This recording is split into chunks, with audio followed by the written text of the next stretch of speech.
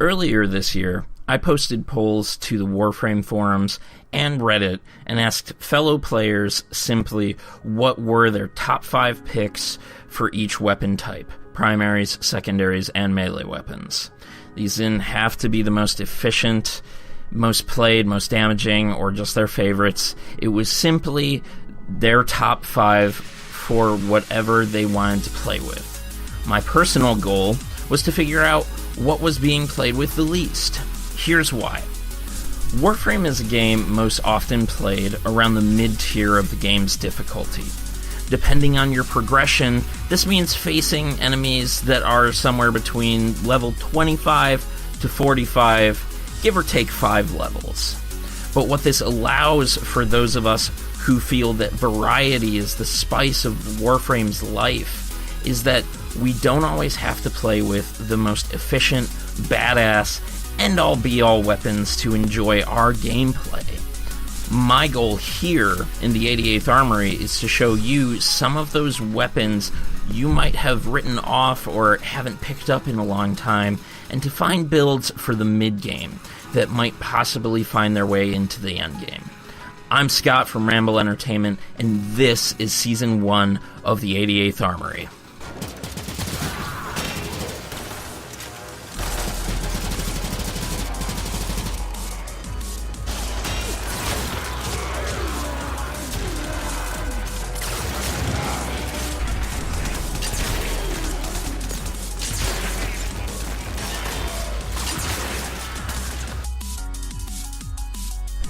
So today we want to talk about the Embolist, as requested by Gin Kenshin or Jin Kenshin, however they prefer their pronunciation.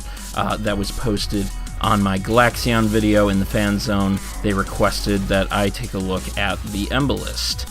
And before we get right into it, I want to thank those that watched the War Within playthrough I did, and especially those who chose to give myself and Mark a chance here on Ramble Entertainment.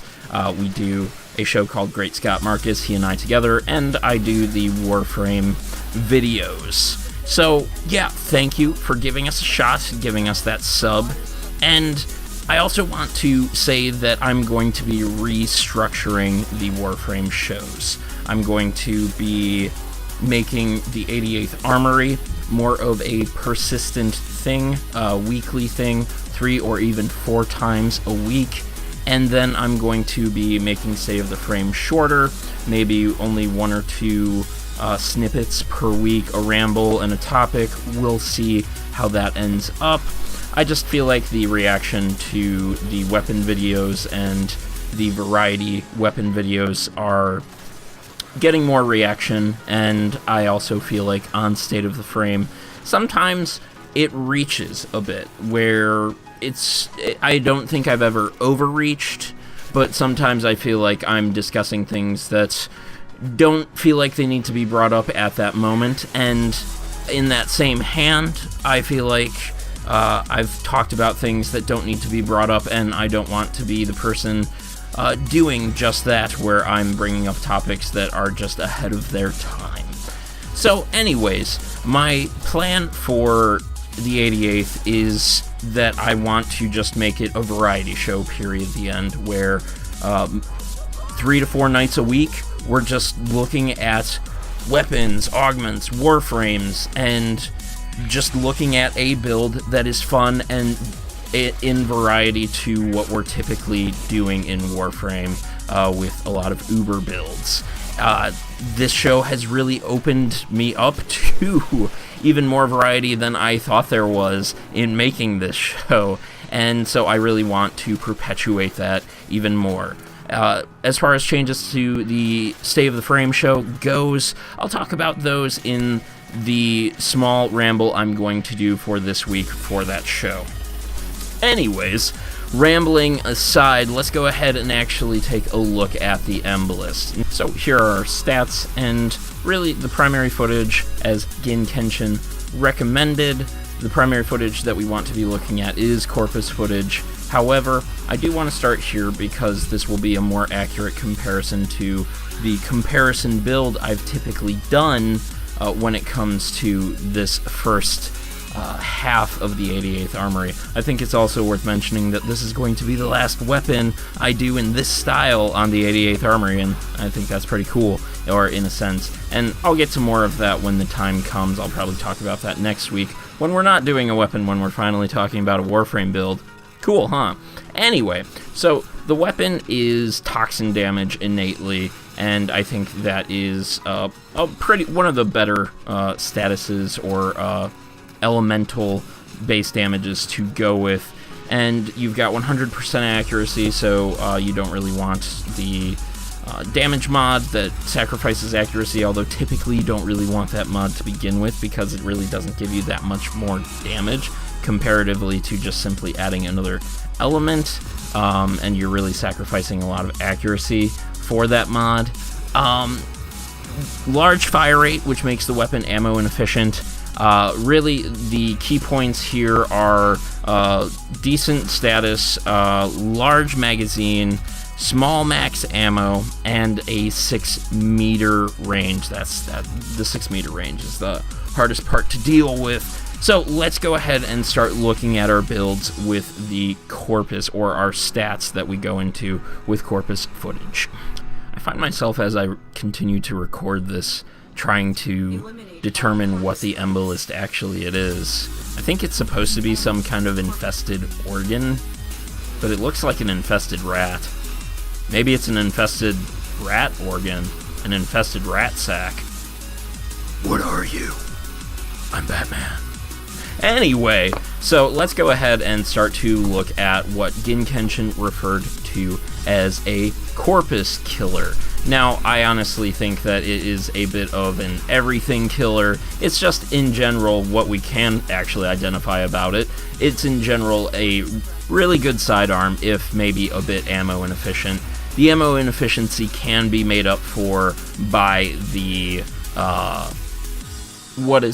by prime pistol ammo mutation and by carrier. You can use both of them. I, no matter what, run primed pistol ammo mutation on my builds, but we'll get to the builds in just a second. So again, let's go ahead and take a look at what our stats represent to us in this video. Oh, I actually didn't change the range. I always include additional information because I'm just like, one of these days it's gonna change, and it actually changes on this weapon for me consistently, and I fail to change that. My range would be 12 meters, doubled because of Ruinous Extension. I feel like it is a consistent part on this build.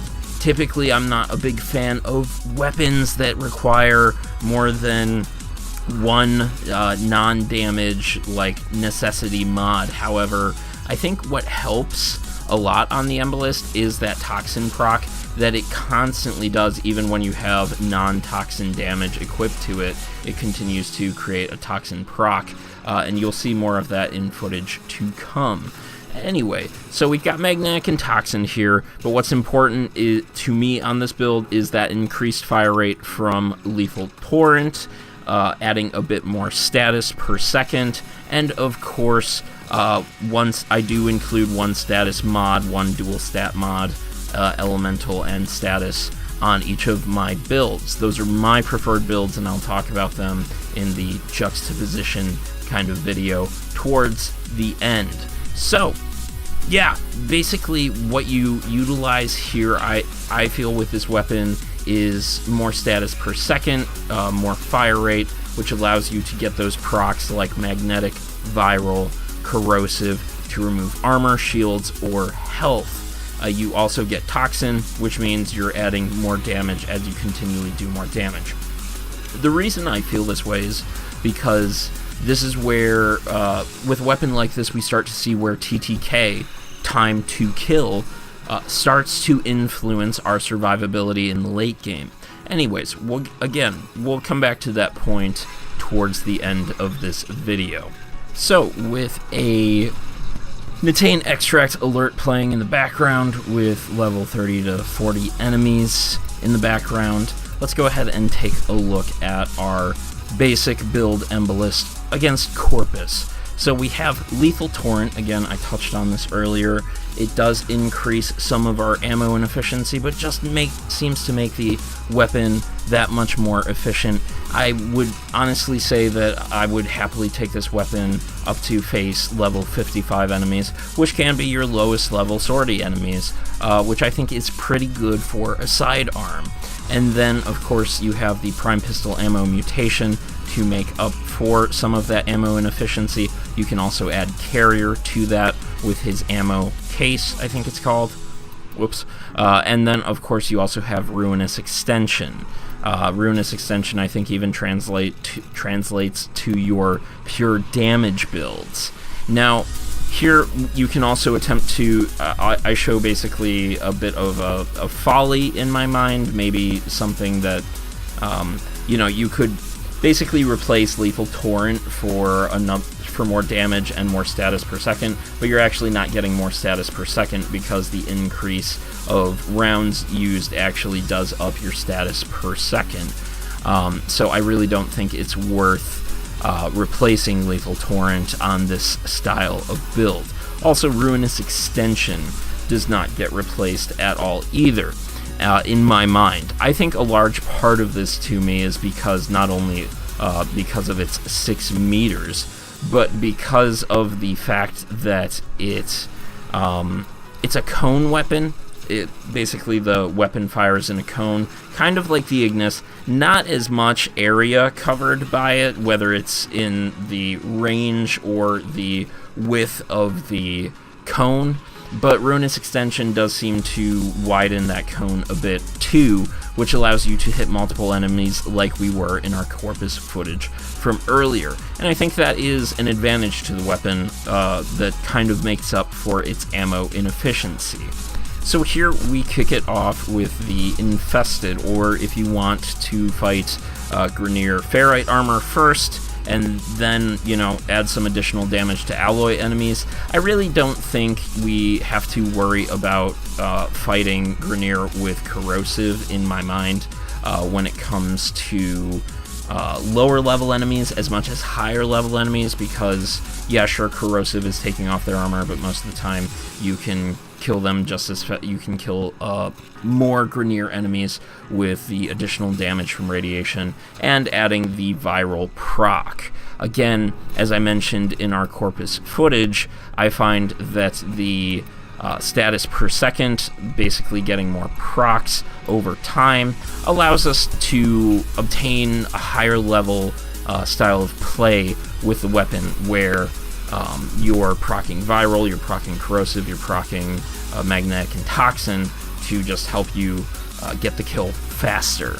So yeah, when it comes to the Grineer side of things, I want to point out that viral is the higher damage, because with this weapon, the TTK, I feel, is obtaining the time to kill through status per second, through those procs per second, allows it to obtain a faster kill time than with, say, just pure damage. So with that in mind, let's go ahead and, we'll look at the pure damage conversion in a sec, but yeah, your viral, your corrosive, your magnetic and toxin, all getting those to proc more just seems to get the weapon to be more efficient at what it's meant to do. So again, let's look at that conversion. So let's get our conversion build going so that we can talk about it in the background footage. Now, additionally worth noting as we take off Lethal Torrent and Prime Pistol Ammo mutation here is that I haven't played with my Frost in a while, so if there are some raising question marks as to the use of the larger shield, well, at the end of the day, like this show and our decision making, that's a personal choice, but I have felt that my Frost could potentially use a look at as far as my builds go for a while. I haven't actually looked at that build for a while. Anyway, we're actually here to talk about the Embolist, not Frost and his innately larger shield, or his 300 armor, or his health. Really, it's about the damage and the TTK. So I feel like the issue with this build is the time to kill, because when it comes to time to kill and survivability, your time to kill actually does affect your survivability. If you're killing an enemy faster, then you don't need to worry about surviving them putting as much damage on you. So thereby, this is where I feel the status and speed build starts to really outshines the pure damage build. Now, again, with the new kind of subsystem that came with the War Within, we might actually start to see where there is more potential opportunity for a pure damage build with this weapon, but I think right now, the way things stand with the Embolist, it is mostly a status per second weapon, getting those procs and adding additional speed to get that time to kill up.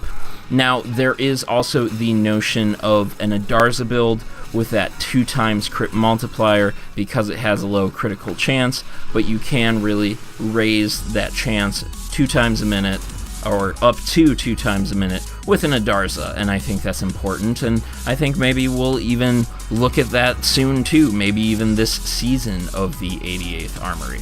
So before I get into changing the second half, or 2/3, or however long it will go, let's talk about a comparison between the first and last builds that were in this video. So the first build, again, we capitalized on additional fire rate, which also gave us additional status per second, allowing us to proc more, allowing us to get faster TTK.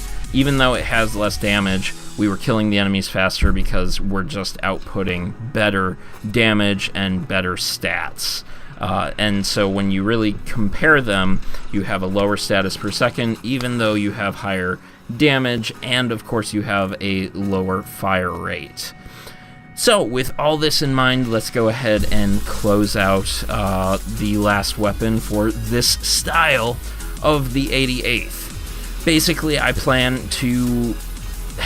What this show really inspired me with, and what I made this show inspired with, was more variety.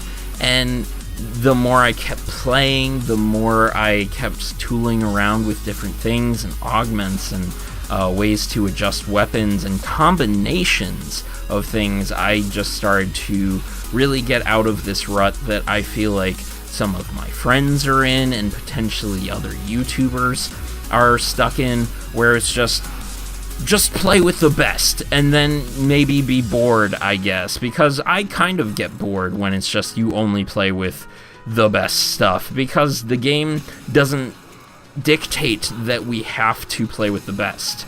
Obviously, I'm playing with a weapon that isn't considered the best, and making good use out of it, and doing just fine in my play, which means we have more option for variety. And I want to find that variety. And I want to find that variety more than just once a week. I want to find it 3 times a week, maybe 4 times a week by the end of the season. We shall see. And I hope that you guys want to come along with me. And again, thanks to those who are giving myself with these shows, and possibly even Mark with our video cast about just random shit, a chance. Thank you for that. And I hope potentially you're taking your Embolists off their shelves, dusting them off, and seeing what kind of builds you come up with. Because remember, it's not about the builds here, it's just about getting us thinking differently and enjoying our game in different ways that doesn't, we're not bullet sponges, or we're not weak and fragile, say like in Destiny, where you're five shots and you're dead, so you have to use the best weapons to make sure you're being the most efficient. No, the mid-game is level 25 to 45 enemies, give or take 5 levels, and we can take them on with a huge variety of weapons and builds and combinations, and let's find those. Thanks for watching, and if you like what we had to do here, do the thing.